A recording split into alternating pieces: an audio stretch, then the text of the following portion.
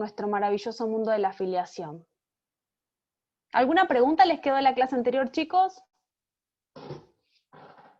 Bueno, cualquier cosa ya saben que me conectan, si me buscan por mail, y si no, les paso mi teléfono, si es más sencillo así. Bueno, esperen que me voy a achicar esto, así, ahí estamos. No me interrumpe las camaritas. Bueno, recordemos lo siguiente. El día jueves conmigo iniciamos el maravilloso mundo de la afiliación, como yo les cuento, en cuanto a este tema que es novedoso, interpreto para ustedes, digamos, como tema para recibir, de muchísima actualidad. Por eso interpreto que les puede ser interesante. Fíjense que puse extramatrimonial y no extramatrimonial, ahora lo voy a cambiar, lo escribí mal. El día viernes tendrían que haber recibido el power de la doctora Krebs en relación a la determinación de la afiliación matrimonial. Y hoy vamos a ver la determinación de la afiliación extramatrimonial y la determinación en el caso de las técnicas de reproducción humana asistida. Y siento que ustedes deben estar, me encantaría verles las caras para ver si ustedes están pensando de qué estamos hablando, ¿no? Si estamos hablando de algo chino, de algo, me encantaría verles las caras. ¿Qué hablamos cuando hablamos de determinación de filiación? Cuando hablamos de determinación de filiación hablamos de señalar jurídicamente quién es el progenitor de una persona. Eso estamos hablando cuando hablamos de determinar, ¿sí? Por favor, si hablo rápido, estoy haciendo el esfuerzo para hablar lento, así que igual señálenmelo, díganmelo por favor. Bien, entonces hablo de determinación. Determinar significa señalar jurídicamente, fijar jurídicamente quién es el progenitor de una persona. Recordemos que en la clase anterior habíamos hablado de que había 3 fuentes de filiación: la fuente por naturaleza, la adopción y las técnicas de reproducción humana asistida. ¿Cómo determinamos, cómo señalamos jurídicamente quién es el progenitor en cada uno de ellos? Es lo que vamos a conversar. Si hablamos de la fuente de filiación por naturaleza, fíjense que hay 3 cuestiones a determinar: la maternidad, la filiación matrimonial, y no hablo de paternidad, porque si ustedes van al Código de Vélez van a ver cómo se determinaba la paternidad matrimonial. Ahora ya sabemos que al haber la posibilidad de las uniones sexuales y desde ya, las uniones matrimoniales de personas del mismo sexo, por lo tanto ya no hablamos de paternidad, porque estaríamos hablando de una copaternidad o de una comaternidad. Entonces hablamos de filiación matrimonial. Y tenemos la posibilidad de la determinación de la filiación extramatrimonial, es decir, aquellas personas que nacen fuera de la constitución de un vínculo matrimonial. Eso es la fuente por naturaleza. Cuando hablamos de la determinación, y fíjense que acá les hice un cuadrito, porque me imagino, juro, me gustaría apostar plata para verles la cara de desorientados, porque interpreto de que esto es mucho más sencillo cuando nos podemos ver cara a cara, hacer un cuadro en el pizarrón. Pero bueno, aquí les hice un cuadro para que ustedes, cuando lean el tema de la afiliación, puedan tener algo en claro en qué hablamos cuando hablamos de determinación. Cuando hablamos de determinación de la maternidad, esto es lo que tienen que haber visto en la filmina del viernes, ¿sí? La forma de determinación, ¿cómo es la forma legal? ¿Cómo acredito la prueba del nacimiento? Con la prueba del nacimiento y con la identidad del nacido. ¿Qué quiere decir esto? Los que hayan tenido familia, es una documentación que se llama constancia de parto. Es la previa a la partida de nacimiento, constancia de parto. Allí el médico determina, o la partero, determina la persona nacida, el sexo, la hora y el nombre que se le adjudicó. Esa es la prueba del parto y la identidad del nacido. Y la identidad del nacido, ¿cómo se acredita? Con las huellas, con la palma, ¿sí? con la huella del pie y con la palma. Y si no fuese voluntario, ¿cómo sería esa determinación de la maternidad? Por sentencia judicial, a través de una acción de reclamación de filiación matrimonial, que lo vamos a ver en la clase del miércoles. Todas las acciones lo vamos a ver el día miércoles. Si hablamos de la determinación de la filiación matrimonial, lo digo en palabras sencillas para que ustedes lo interpreten, pero no pueden decir paternidad, ¿sí? Pero interpreten. Determinación de la filiación matrimonial es el cónyuge de la persona que da luz. Entonces, en las filminas del día viernes tienen que haber visto que en el artículo 566 se establece una presunción. Todas las personas que nacen dentro de la institución matrimonial hasta los 300 días posteriores a la disolución del matrimonio por sentencia de divorcio, nulidad, separación de hecho o muerte, se presumen que son hijos de la persona que son hijos de la persona que da a luz, ¿sí? La maternidad se acredita con el nacimiento, y son hijos, el segundo vínculo, son hijos del cónyuge, de él o de la cónyuge de la persona que ha dado a luz. Si este reconocimiento no fuese, si esta presunción no se diera por defecto, se puede iniciar una acción judicial que se llama acción de reclamación de filiación matrimonial, que vamos a ver el día miércoles. Y ahora llegamos a lo que vamos a ver en el día de hoy, determinación de la filiación extramatrimonial, es decir, aquella que se da fuera del vínculo matrimonial. Y vamos a ver que el artículo 570 establece como la determinación de la filiación extramatrimonial en la fuente por naturaleza y en las técnicas de reproducción humana asistida. Entonces hay que hacer como una separación para que podamos entender y no mezclar. Fíjense en la primera parte. El principio general dice, la filiación extramatrimonial queda determinada por el reconocimiento. Punto. Este es en el supuesto de técnicas de reproducción humana asistida. Para que surja el vínculo filiatorio en la filiación extramatrimonial, tiene que haber un acto jurídico que se llama reconocimiento en la filiación por naturaleza. En cambio, en el caso de las técnicas de reproducción humana asistida, está dado el elemento no por el reconocimiento, no por el acto jurídico, sino por el otorgamiento de un consentimiento previo, informado y libre del uso o al uso de las técnicas de reproducción humana asistida.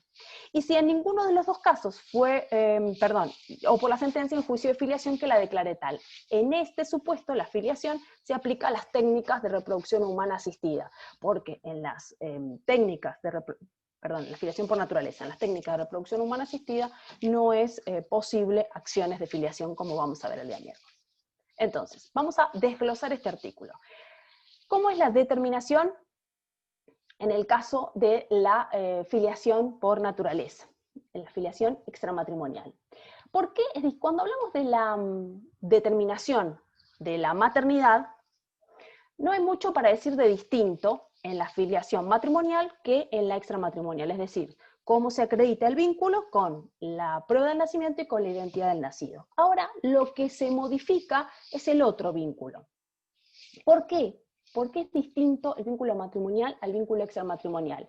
Primero, porque el vínculo matrimonial es fíjense que aquí les puse, es un vínculo indivisible, hay una presunción que interpreta, por eso digo, es una presunción, de que todos los hijos nacidos dentro de la unión matrimonial hasta los 300 días posteriores a la disolución del vínculo matrimonial, como dice el artículo 566, son hijos de él o la cónyuge de la persona que da luz. Vuelvo a decir, es una presunción que admite prueba en contrario, porque sabemos que se pueden tener hijos con personas que no estén dentro de la unión matrimonial. Entonces, es una presunción que no se aplica a las uniones extramatrimoniales.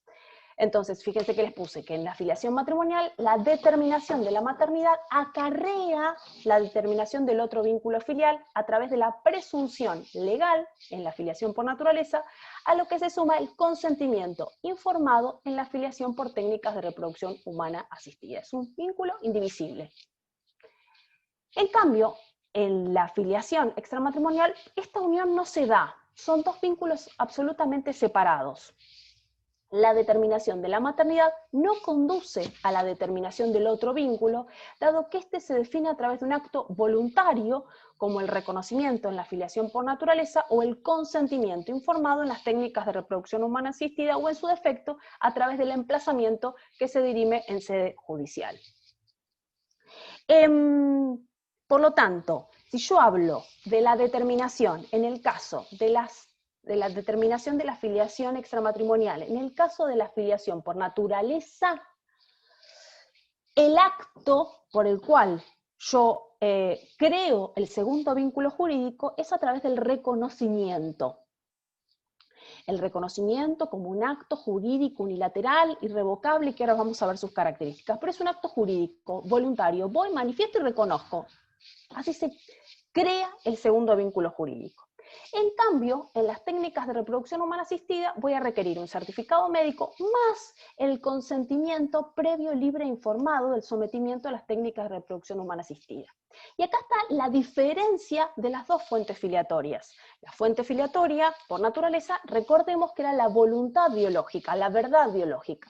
En cambio, en las técnicas de reproducción humana asistida, la base no es la biología, porque sabemos que podemos utilizar material genético heterónomo, es decir, heterólogo, es decir, donado, o puede ser de la pareja, pero no necesariamente el vínculo biológico va a estar presente. En cambio, sí lo va a estar aquí en la filiación por naturaleza. En las técnicas de reproducción humana asistida será el certificado médico más el consentimiento previo, libre e informado. ¿Y qué es el reconocimiento? El reconocimiento es un acto jurídico familiar por el cual una persona declara que otra es su hijo. Es decir, se trata de un acto de carácter unilateral, irrevocable y formal, mediante el cual queda determinado el vínculo filial con otra persona con la que se tiene nexo biológico. Fíjense acá que les puse como un sello, se aplica solo a la filiación por naturaleza. Por lo tanto, en el caso de que ese actuar natural y voluntario no se dé, puede la persona cuya identidad está en tela de juicio, no está determinada, puede iniciar una acción de reclamación del reconocimiento, ¿sí? La persona, el niño, niña, adolescente, la persona adulta, el hijo, puede en cualquier momento de su vida iniciar la acción de reclamación de filiación. Y también aquel que haya, que haya reconocido o mal reconocido, digamos, también puede iniciar acciones de filiación. No puede iniciar la acción de impugnación, porque no puede alegar su propia torpeza, pero sí podría alegar una acción de nulidad si se dan los supuestos de la nulidad. Y también, si no ha sido anoticiado en relación a la existencia de la persona, en relación al hijo, también podría iniciar una acción de reclamación de filiación. Hay plazos que vamos a ver el día miércoles. Bien. Por lo tanto, aquí les puse, es un acto jurídico familiar que tiene como fin inmediato emplazar al reconocido en el estado de hijo extramatrimonial del reconociente y a este último en el estado de padre o madre, trasladando al ámbito jurídico el vínculo biológico. Fíjense que aquí les puse, cómo en la filiación por naturaleza, cómo se efectúa el reconocimiento con el certificado médico más esta expresión voluntaria que es el reconocimiento. En cambio, en la filiación por técnicas de reproducción humana asistida extramatrimonial voy a necesitar el certificado médico más el consentimiento previo, libre e informado. ¿Cuáles son las formas del reconocimiento? El 571 establece 3 formas. La primera, una declaración formulada ante el oficial del Registro Civil y Capacidad de las Personas, al momento de inscribirse o con posterioridad, el nacimiento. La segunda manera es una declaración realizada en instrumento público o privado debidamente reconocido. Y la tercera son de las disposiciones contenidas en actos de última voluntad, aunque el reconocimiento se efectúe en forma incidental. Fíjense que estas son las distintas formas en las cuales la persona puede generar el reconocimiento. Por lo tanto, el reconocimiento, o sea, solo el reconocimiento efectuado ante el oficial público es el que produce efectos en relación a terceros. ¿Por qué? Porque ¿qué va a producir ante el agente del registro civil? La oposición erga omnes. Esta es la posición estricta. Hay algunos autores que dicen que produce efectos la declaración ante el oficial público, la declaración en instrumento público debidamente reconocido y en el testamento debidamente protocolizado. Hay otros autores en los cuales refieren que el reconocimiento efectuado ante el oficial público produce efecto erga omnes, mientras que los otros solo producen efectos entre las partes hasta la debida registración. Pero bueno, ¿cuáles son las formas? O ante el oficial público, cuando voy al registro civil, o en un instrumento público o privado con firma debidamente reconocida, o en un acto de última voluntad. Bueno, aquí se los establecí en un cuadro para que les quede más claro. ¿Qué capacidad tengo para ejercer el reconocimiento? El artículo 680 habla de el hijo adolescente. El hijo adolescente no precisa autorización de sus progenitores para estar en juicio cuando sea acusado criminalmente, y aquí es lo que nos interesa, ni para reconocer hijos. Por lo tanto, por supuesto, las personas mayores de edad capaces pueden ejercer el reconocimiento. Y si fueran menores de edad, los adolescentes, es decir, la franja 13-18 no necesita autorización para reconocer a los hijos. Por supuesto que esto tiene que ver con la edad, el grado de madurez, que tiene que ver con la autonomía progresiva, ¿no?, de los hijos. El artículo que le sigue, el 572, establece que el registro de estado civil y capacidad de las personas debe notificar el reconocimiento a la madre y al hijo o a su representante legal. ¿Qué quiere decir? Esto es un deber de información. No se necesita el consentimiento de la madre o el consentimiento del hijo para que se reconozca. Cuando una persona va a reconocer a otra al registro civil, no requiere el consentimiento ni requiere presentarse conjuntamente. Sí, el registro civil debe notificarle, pero como un deber de información. Esto en realidad en la práctica tengo que decir que los registros civiles se toman otras atribuciones mayores. Hay algunas dependencias en las cuales exigen que vayan sobre todo por el orden de los apellidos. Pero la regla es esta. ¿Puede ir cualquier persona a reconocer? Sí. ¿Es necesario alguna otra condición? No. Simplemente llevar la partida de nacimiento para consignar el reconocimiento, pero el registro civil debe informarles. Muchas veces nos ha pasado en acciones judiciales en las cuales cuando van a hacer la renovación del documento de los 6 años, o posteriormente, pero generalmente la renovación esta que se hace entre los 5 y los 7, o entre los 5 y los 8, se anotician cuando van a pedir una partida de nacimiento actualizada que está el reconocimiento. Ahí ha fallado el registro civil en que no le ha informado, no le ha notificado a la progenitora el reconocimiento.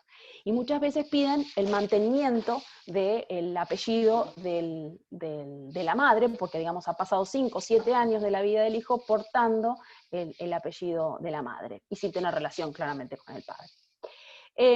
¿Y por qué también acá dice se le debe notificar a la madre y al hijo o a su representante legal? Y también aquí es otra aplicación del principio de autonomía y de capacidad progresiva de los niños, niñas y adolescentes, de acuerdo a su capacidad, por supuesto. Bueno, aquí se los puse, esto no hace perder el carácter unilateral del reconocimiento, solo es un deber de información. ¿Qué características tiene el reconocimiento? Fíjense, el 573 hace una enumeración de las características del reconocimiento, que sabemos que es un acto jurídico, ¿sí? Y tiene las características de cualquier acto jurídico, pero además es irrevocable, no puede ser sometido a ningún tipo de modalidad, no requiere aceptación del hijo. ¿Y cuáles son las características que derivan de esto? En primer lugar, es un acto voluntario, vuelvo a decir, es un acto jurídico y por lo tanto tiene las características del 259, ¿sí? Acto jurídico que tiene como finalidad la adquisición o la modificación o la extinción de actos jurídicos. En segundo lugar, es unilateral, es decir, para su perfeccionamiento no requiere la manifestación de voluntad de ninguna persona, solo la manifestación de voluntad del interesado. Y, como explicamos, la notificación a la madre o al hijo es solamente un deber de información y no es constitutivo del acto. En tercer lugar, no es vinculante, es decir, se relaciona con el carácter unilateral. El reconocimiento solo recae en la persona del padre y dentro del exclusivo ámbito de la filiación por naturaleza. Lo vuelvo a recordar, no hablamos de las técnicas de reproducción humana asistida. Es irrevocable, es decir, el reconociente no puede dejar sin efecto su manifestación de voluntad. Por eso no puede interponer la acción de impugnación del reconocimiento, que vamos a ver el miércoles, vuelvo a reiterar. ¿Por qué? Porque es alegar la propia torpeza. Solo podría interponer la acción de nulidad del reconocimiento en el caso de que se presente algún vicio de la voluntad, llámese dolo, fraude, violencia o cualquiera de ellos. Es un acto puro y simple, es decir, no está sujeto, no puede estar sujeto a modalidades, es formal. Ay, perdón, creo que tengo otra filmina que lo decía, acá está. aquí hice un relato de lo que les venían diciendo. Es formal, ¿por qué? Porque tiene que ser o ante el oficial público, o ante un instrumento público, o privado con firma debidamente reconocido, o en actos de última voluntad. Y finalmente es declarativo de Estado. ¿Qué quiere decir esto? Que tiene por objeto reflejar una situación existente con anterioridad en los hechos. Declara lo que existía. El 573, en su segunda parte, habla de un instituto interesante, que es el reconocimiento del hijo fallecido. El reconocimiento del hijo ya fallecido no atribuye derechos en su sucesión a quienes la formula, ni a los demás ascendientes de su rama, excepto que haya habido posesión de estado de hijo. Es decir, ¿puede existir el reconocimiento post-mortem de un hijo? Sí, puede existir, pero no me permite heredar. De esta manera, fíjense que les puse, de esta manera se evita aquel fin o móvil económico que se pudiera tener, ¿no? Tengo un hijo que muere a los 35 años, un exitoso deportista, que nunca había reconocido y lo reconozco a partir de su fallecimiento para heredarlo. No, no puede heredar. Salvo que, dice el artículo, haya una posesión de estado de hijo anterior, es decir, es consolidar una situación que ya se sabía que este era el padre, pero no lo había reconocido. Hay algunos autores como Aspiri que también determinan que dice que tiene que, además de posesión de estado, tiene que acreditar la imposibilidad de haberlo reconocido con anterioridad, sino, ¿por qué no lo hizo antes? El 574 establece el reconocimiento del hijo por nacer. Grossman dice, es un gran instituto esta incorporación, que se ha incorporado al Código Civil en la redacción del 2015, porque se consolidan situaciones que antes eran injustas. Por ejemplo, el padre que se va a la guerra, por ejemplo, un casco azul, que se va a Haití y su mujer está embarazada, entonces tiene la posibilidad de asegurar el derecho a la identidad del hijo. Es posible el reconocimiento del hijo por nacer, quedando sujeto al nacimiento con vida. Entonces, fíjense que hay como dos momentos en este acto jurídico reconocimiento. Uno que va desde la declaración hasta el nacimiento, que se consolida con un segundo momento, que es el nacimiento con vida, y que se enrola o se aúna a la determinación de la maternidad, que acuérdense que solo se consolida al momento del nacimiento, con la prueba del nacimiento. Bueno, aquí les puse, Grossman refiere que este artículo beneficia el interés del niño, pues favorece el emplazamiento filial y el derecho a la identidad. Voy a dejar de compartir un segundo mi pantalla porque les quiero ver la cara. A ver cómo vamos, chicos, cómo vamos con todo esto.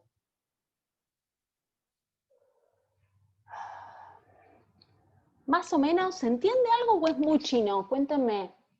¿Vamos bien? ¿Sí? Bien, un poquito rápido, pero bien. Igual yo. Igual sí, yo no llegaba a copiar ¿No se dan cuenta que estoy los haciendo números. como así yo? Me está costando un montón. Bueno, pero les prometo ahora en la segunda parte bajar un cambio más. Pero ¿se entiende lo que estamos hablando? ¿Qué es la determinación de la filiación? Me gustaría hacerle como un pequeño resumen para que volvamos a refrescar las ideas, ¿sí? Tenemos que saber quién es el padre de un pibe. ¿Estamos de acuerdo en esto? Esto es la determinación de la filiación. De un pibe estoy hablando de una persona, porque las acciones de filiación no están determinadas para los niños nada más, para las personas mayores de edad también, ¿de acuerdo? Entonces ¿quién es el padre de esta persona? Eso es la determinación de la filiación. En el caso de la filiación matrimonial existe una presunción. ¿Qué es esa presunción? Que los nacidos, desde la celebración del matrimonio y hasta los 300 días posteriores a la disolución del vínculo matrimonial, nulidad del matrimonio, separación de hecho o muerte, se consideran hijos del cónyuge, de él o la cónyuge de la persona que da luz. Entonces, ¿quién es la madre de ese niño? El que da luz, el que pare. ¿Y quién es el padre o la comadre? Es el cónyuge de él o la cónyuge de la persona que da luz. Es una presunción. ¿Por qué? Porque sabemos que podría llegar a ser de otra manera. Entonces, es una presunción que acepta por el contrario. Eso es lo que tienen que haber visto en la filmina. No me estoy viendo bien, perdónenme. Estoy como, ahí está, como apagada. Esto es la filmina del viernes, ¿sí? Ahora lo que vamos a hablar es de la filiación por naturaleza extramatrimonial y las técnicas de reproducción humana asistida. En la extramatrimonial, por naturaleza, ¿cuál es la clave? Es ¿vale esta presunción? No existe esta presunción matrimonial. Hay que ir y manifestar, hay que hacer un acto jurídico específico que se llama reconocimiento para crear el vínculo filiatorio, si no, no hay way, ¿sí?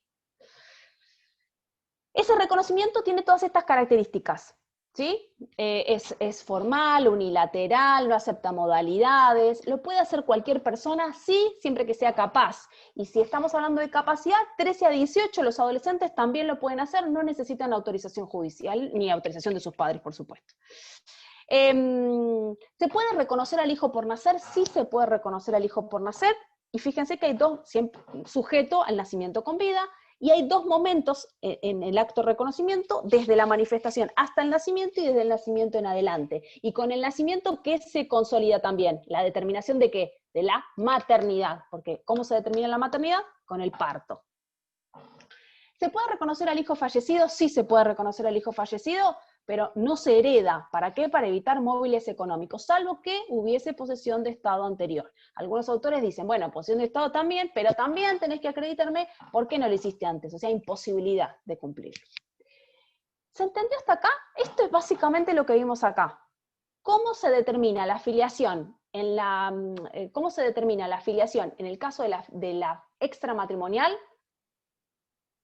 Con el certificado de nacimiento, el certificado médico que acredita el nacimiento, ¿sí? Más un acto jurídico que es el reconocimiento.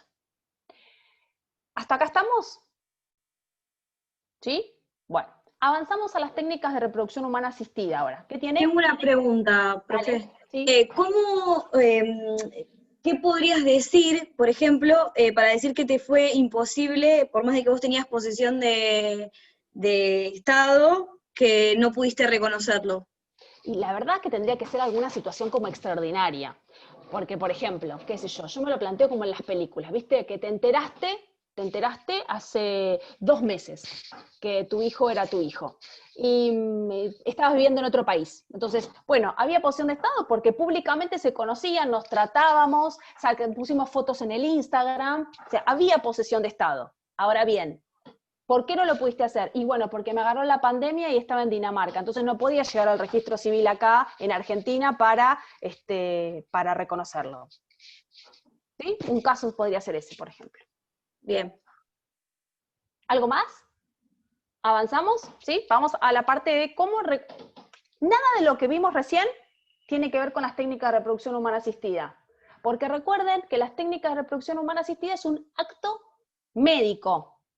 Por lo tanto, no sirve el reconocimiento, ni sirve la presunción matrimonial que ustedes tienen que haber visto el viernes. No se aplica.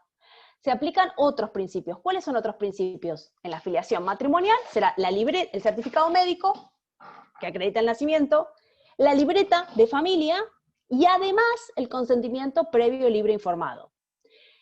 En la extramatrimonial, ¿cuáles van a ser los requisitos? En primer lugar, el certificado médico del nacimiento, más el consentimiento previo, libre e informado. La manifestación de sí, es mi hijo, como es el reconocimiento, no se aplican las técnicas de reproducción humana asistida. Necesito un consentimiento previo, libre e informado, que ahora vamos a ver qué características tiene. ¿De acuerdo? Me vuelvo a ir a compartir la pantalla.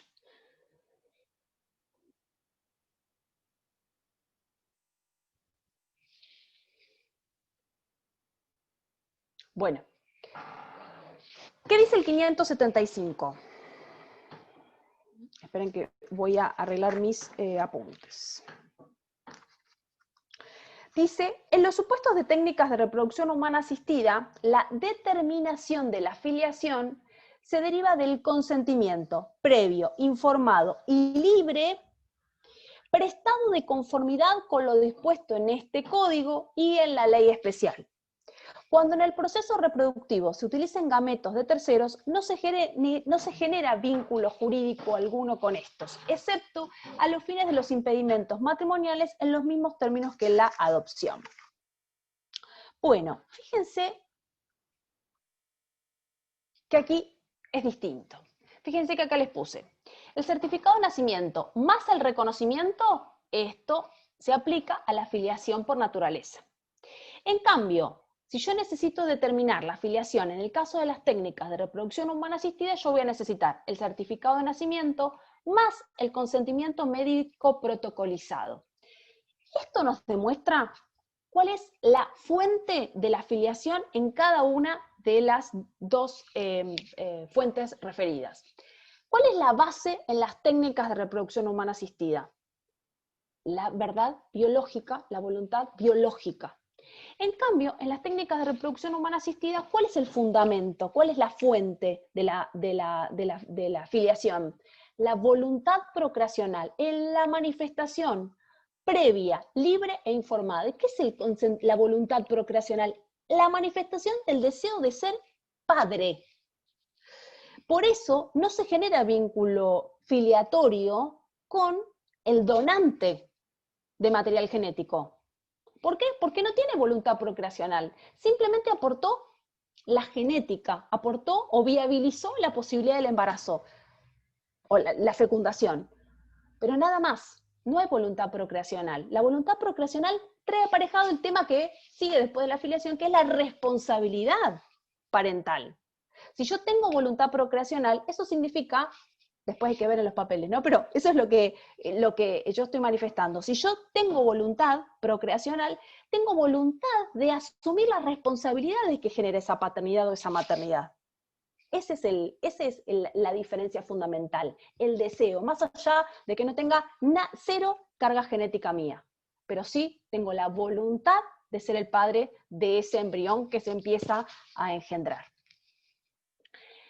En el caso, ¿qué les puse? En el caso de filiación por naturaleza, se debe recurrir al registro civil y reconocer los efectos de la determinación de la filiación. En cambio, en los casos de técnicas de reproducción humana asistida, se debe ir al registro civil y presentar, junto con el certificado de nacimiento, el consentimiento previo, libre e informado.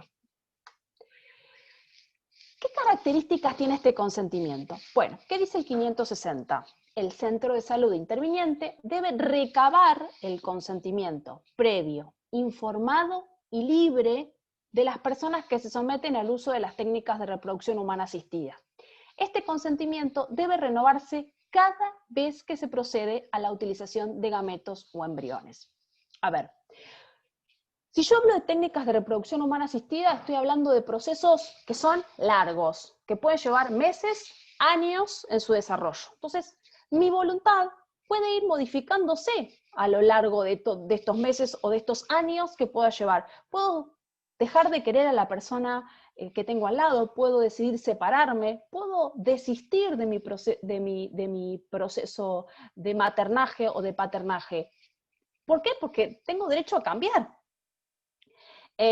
Por lo tanto, por eso, cada vez que se utiliza el material genético, cada vez que me someto a un procedimiento médico, debo renovar el consentimiento, ¿sí? Y siempre les cuento, me gusta llevarlos a la práctica un poco, y tal vez los que son viejos lo recuerdan, viejo, no, hace 2 o 3 años, había una serie que era Guapas, nadie la vio, en Canal 13, en la cual eran 2 o 3 amigas, y una estaba en pareja, estaba iniciando una técnica de reproducción humana, era Isabel Macedo, y él no me acuerdo cómo se llamaba. Bueno, la cuestión es que tenían material genético guardado, habían intentado, no habían podido, se habían separado, y ella igual se fue y se inseminó, y quedó embarazada. Eso no pasa, no puede pasar en la práctica.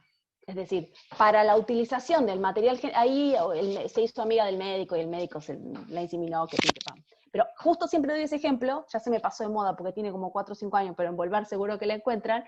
Eso es lo que no puede pasar.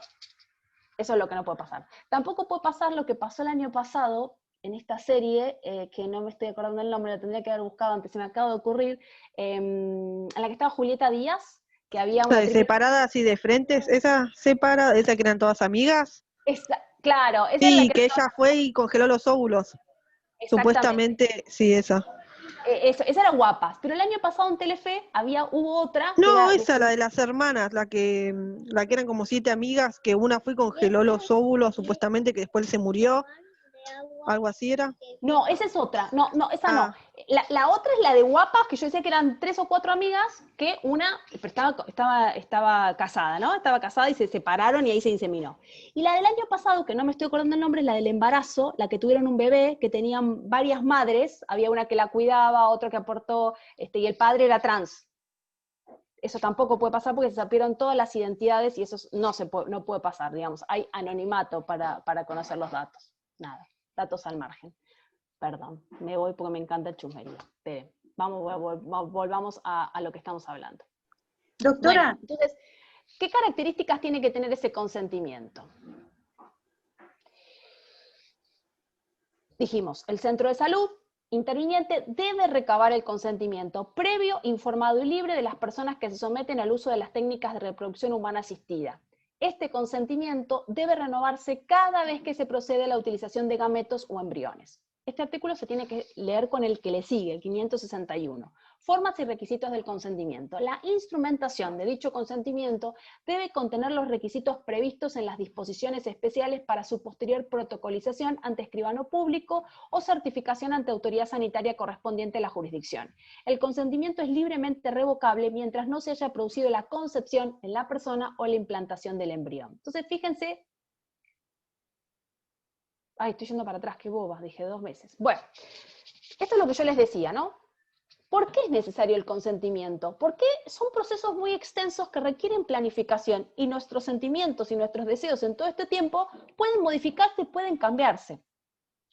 Por eso el consentimiento tiene que tener determinadas características, no es cualquier manifestación de voluntad. En primer lugar, tiene que producirse ante una autoridad sanitaria autorizada para recibir este consentimiento. Generalmente los centros de fecundación están autorizados para esto. O puede llegar a hacerse ante un escribano. La escritura es algo que se incorporó en el Código Civil, en la ley originaria no estaba, pero es muy importante que esté la autoridad sanitaria. ¿Por qué? Porque una escritura, ¿qué significa? Significa plata, entonces tiene que ser algo que sea accesible a todas las personas. ¿Quién puede tomar ese consentimiento? Solo centros de salud o una autoridad sanitaria autorizada al efecto. Por lo tanto, quedan fuera, fíjense aquí los que les puse, quedan fuera de este consentimiento, por lo tanto no son consideradas técnicas de reproducción humana asistida, las inseminaciones caseras. Las inseminaciones caseras es todo un tema, y voy a volver a verles la cara. Las inseminaciones caseras tiene que ver con, googleen, y van a encontrar un montón de información en relación a esto. Nada. Semen, jeringa, inyecto. Eso se llama fecundación casera o inseminación casera. Esa forma de fecundación no es que no está permitida, sí se puede hacer, pero no es una técnica de reproducción humana asistida, ¿de acuerdo? No tiene estas características ni se somete a estas cuestiones, ¿de acuerdo? Profe, en ese caso, el padre podría reclamar la afiliación tranquilamente. O sea, vos no es... Sí, tal cual, exactamente. Por eso no sería aplicable todas las limitaciones a las acciones que vamos a ver cuando hablamos de técnicas de reproducción humana asistida. Y tengo otra pregunta. ¿Vos no vas a protocolizar todos los consentimientos que vos des? En realidad, se protocoliza el primero y después se ratifican, porque si no sería carísimo. Bien. ¿Sí? Se protocoliza el primero y después lo vamos como confirmando, ratificando cada vez que hacemos un procedimiento. Si la extracción, si la inseminación se hace con material fresco, se llama, es decir, una vez que se produjo la extracción de los óvulos y del esperma, es necesario un solo consentimiento, es decir, para la extracción del material genético y para la implantación. Si es todo se llama en fresco, digamos, en el mismo procedimiento. Ahora, si yo voy a extraer, voy a congelar, voy a crear el embrión, voy a mandarlo a analizar a Estados Unidos a ver cuál es viable, y después voy a inseminar uno de esos, y al tiempo voy a inseminar otro porque fallé, todos esos pasitos requieren la ratificación, ¿de acuerdo? ¿Quién le haría la ratificación? ¿El médico con un certificado? Exactamente, el médico, la autoridad sanitaria, tiene que tomar un nuevo consentimiento, ¿viste? Como cuando te vas a operar, digamos, ¿viste? Un consentimiento informado que tiene determinadas características y lo tiene que volver a tomar, ¿sí? Bien. Bueno, entonces decíamos, solo en centro de salud no se le otorgan los mismos efectos a las inseminaciones caseras. ¿Cuáles son las protocolizaciones? Se deben tener en cuenta todas las normas relativas a las escrituras y por supuesto lo puedo hacer ante una autoridad sanitaria, lo cual facilita el acceso a las técnicas y baja el costo, como decíamos. Bueno, decíamos que ese consentimiento es previo, libre, informado. ¿Qué quiere decir cada uno de estos? Primero es previo. Tiene que ser anterior al sometimiento a cada una de las técnicas de reproducción humana asistida. A cada etapa, a cada proceso, tengo que previamente suscribir el consentimiento. En segundo lugar, es informado. Informado desde dos aspectos, desde el derecho a la salud y desde los aspectos jurídicos. Desde el derecho a la salud, conforme a la ley 26.579, que es la ley de derechos del paciente. Y desde los puntos de vista legal, también, ¿cuáles son las consecuencias jurídicas que traen aparejado ese consentimiento? Y en tercer lugar, libre, obviamente, sin violencia, sin ningún vicio de la voluntad, sin coerción, sin intimidación y sin violencia.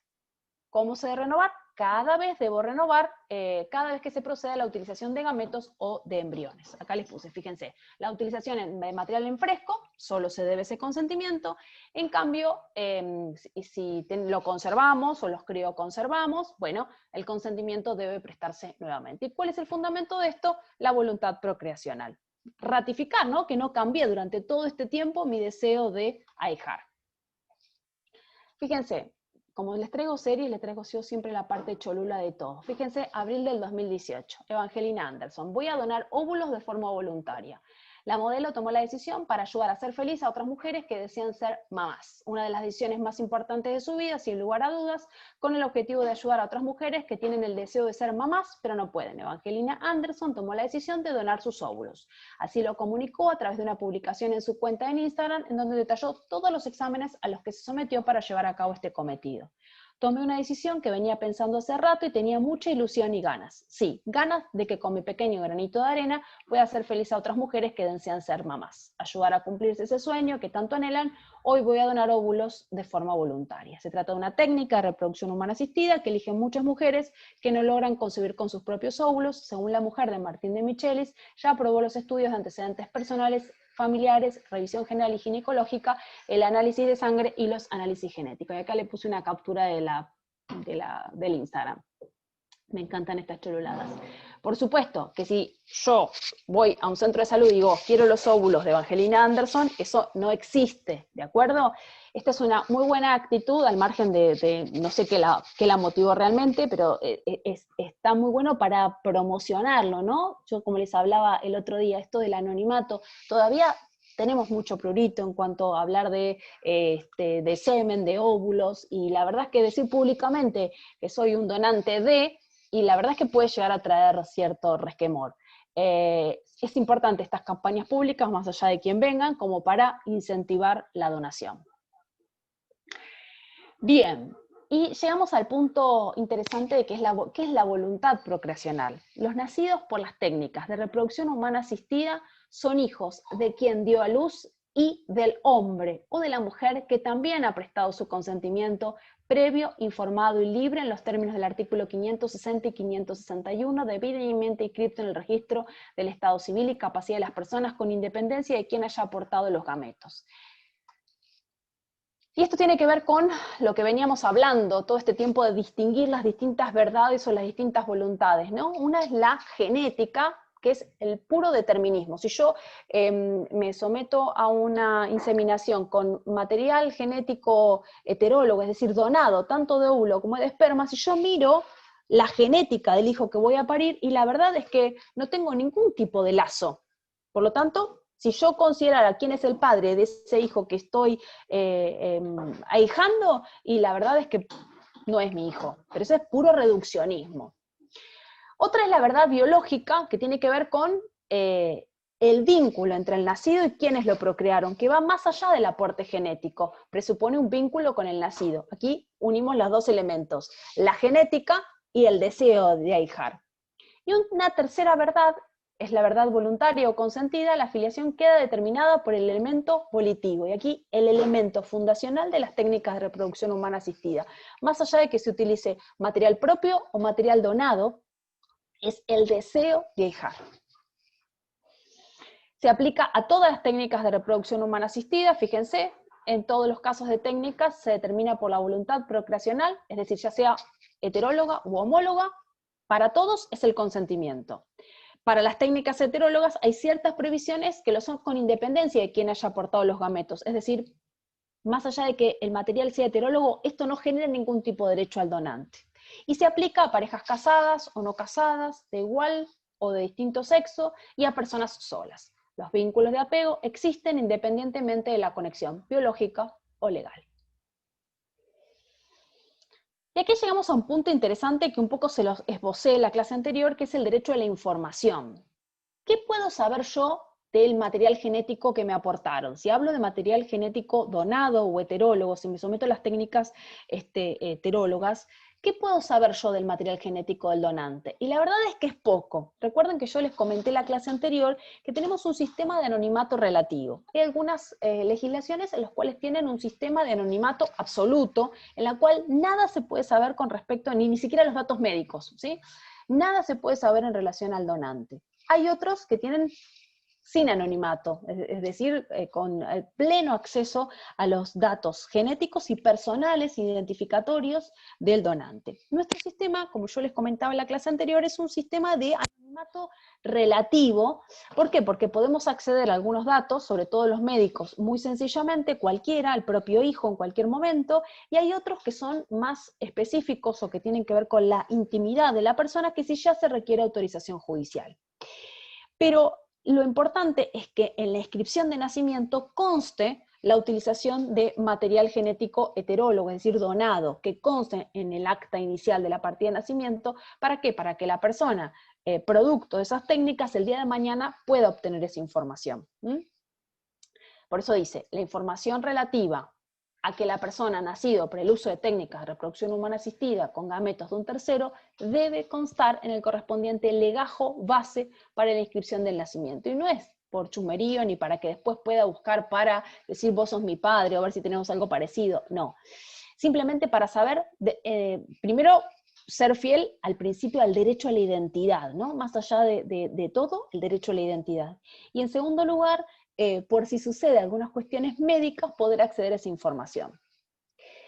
Dice el artículo siguiente, el 564, contenido de la información. A petición de las personas nacidas a través de las técnicas de reproducción humana asistida se puede, primero, obtener del centro de salud interviniente información relativa a datos médicos del donante cuando es relevante para la salud. Este es el punto A, es lo que puedo acceder sencillo y fácilmente. Yo, hijo, puedo presentarme, aún siendo menor de edad, para conocer datos médicos del donante cuando es relevante para la salud. Si se me declaró una diabetes prematura o en la adolescencia, si tengo, bueno, algunos otros problemas de salud que tengan que ver con lo genético, bueno, se puede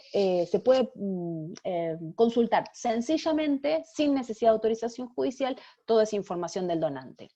En cambio, revelar la identidad del donante es algo extraordinario, por eso requiero razones debidamente fundadas y evaluadas por autoridad judicial por el procedimiento más breve que prevea la ley local. Yo todavía, hasta la fecha, después de 5 años, no he visto ningún caso de estos, pero podría darse.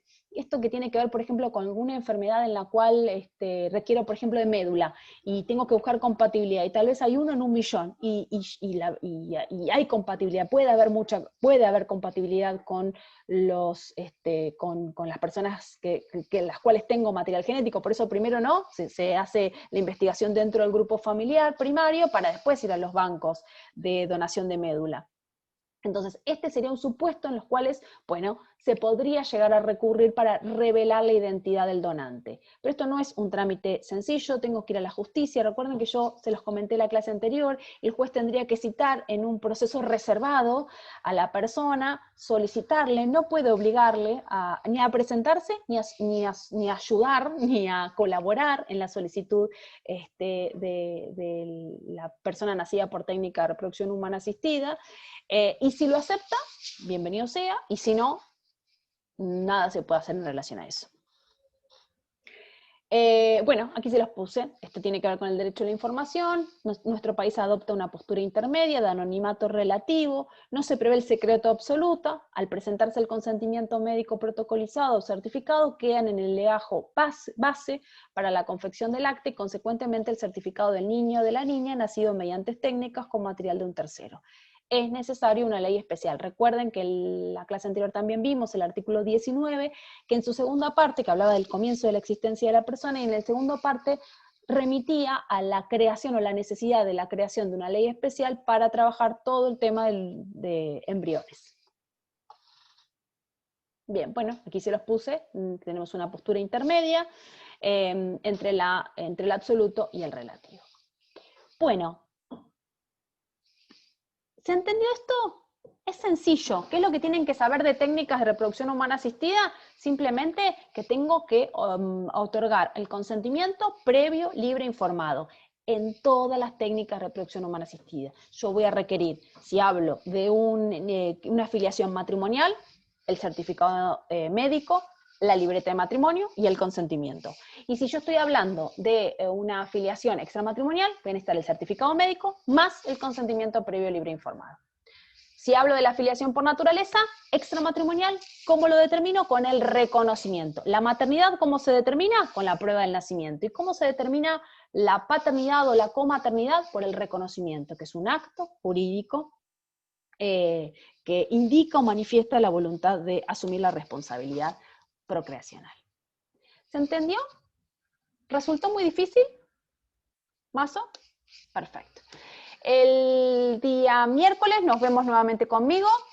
Vamos a ver acciones. Ahí sí les pido cerebro abierto, open mind, diría Moria, y vamos a tratar de hacerlo lo más claro posible, ¿de acuerdo? Y cualquier tipo de aclaración la haríamos por privado. ¿Alguna pregunta? Bueno, los despido y conmigo nos vemos el miércoles. Chao, nos vemos. Chao, hasta luego. Gracias, profe. Adiós, Chau, adiós. Silvina. Gracias. Que les vaya muy bien, chicos.